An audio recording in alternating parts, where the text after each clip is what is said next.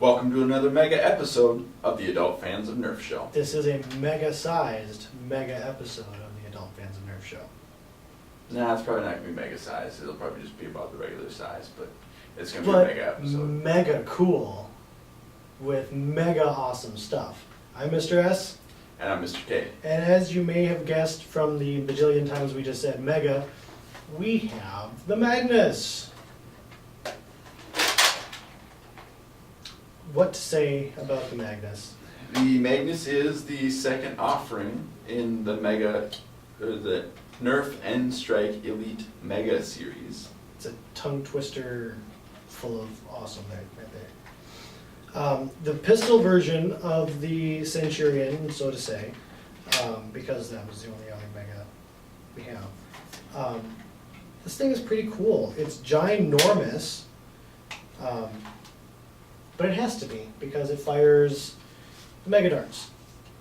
And now Mr. K was saying that these seem to be a denser foam. Somewhat. I mean, I did a blind test where I kept track of which ones were which, and I reached into a bag and pulled them out and tried to figure out which ones were which, and I could actually tell by the firmness of the foam which darts were which. I guess I personally haven't noticed a difference, but if there is, it's subtle, and you really have to have both. You really have to have been testing the density of the other darts before you try it.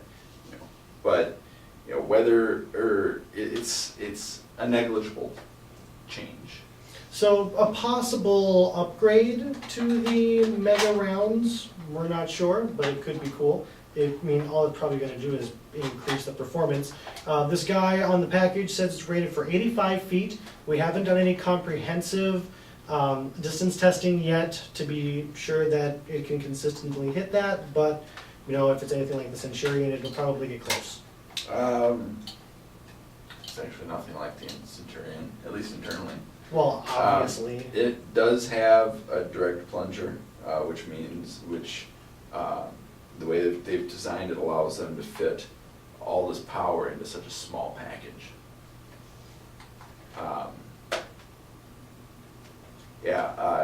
One of the neat things about the Mega Magnus is that it has a 3-dart internal mega clip. Yeah. The only downside that I personally see to having the clip set up like this is you can't load it and not prime it. So anytime that you put darts into the clip, you're also priming the blaster. So pluses and minuses to that. Yeah, it is really a downside, but I suppose you really shouldn't be storing your darts in the blaster. Especially with the mega rounds because they are so susceptible to squishing. Yes. And I'm sure squished darts could mean jam blasters, and that's never cool. This thing really does feel like it has power to spare. I shot it down I haven't measured my hallway yet, but I have a long hallway, and it bounced back almost half the length of the hallway, so it has power to spare. Absolutely. And accuracy seems to be, a little bit better than the Centurion. That might be the way it fires. Might be the way it fires, but I personally have noticed that as with the Centurion, these mega darts have a tendency to wiggle when they fly, so you don't always get straight shots. Yeah.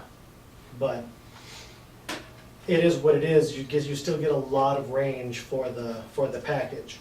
Yep, and like the side strike, the Magnus has tactical rail on the bottom of the blaster. They're just crying for excuses to make new tactical rail accessories, but we're still waiting for them.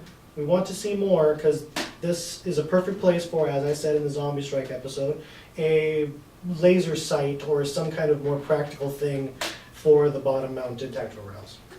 Yeah, absolutely. It's and this one is a lot longer. It's a lot bigger of a blaster, so it'll fit a lot more of the lights and stuff. Yeah. Better than other underslung tactical rail blasters. We haven't tried it out, but I'm sure the sight from the Recon will fit on here better than on the Side Strike.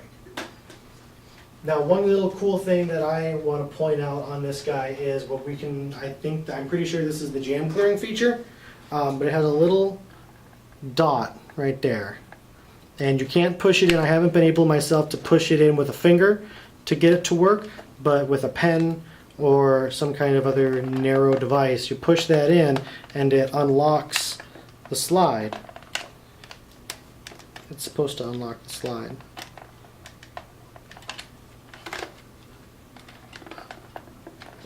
No, it won't work for you. Oh, there we go, I got it. So you push it in and then it unlocks the slide so you can mess with the darts and whatnot.